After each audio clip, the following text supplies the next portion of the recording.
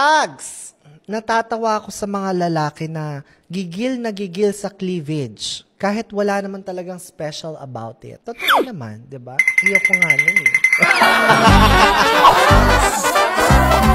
If you don't want people to praise your cleavage, then don't post about it. Or then don't post it online, di ba?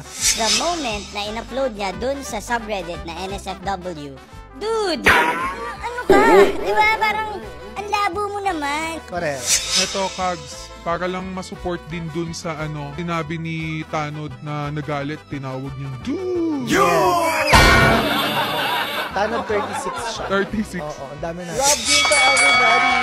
Hello everyone! Ano ba tawag sa iyong mga listeners? Ang mga chinstituents. Yeah. Mga chills-chills-wens. Ang hirap naman tawa. Nabaliw ka na. Nabaliw ka na. Nabulol ka na. Hi! Yes, this is Ate Maui Taylor. Ilang generation pa ba ang patatangkarin mo, ate? Siguro mga mga 2 henerasyon pa. Wow, talaga!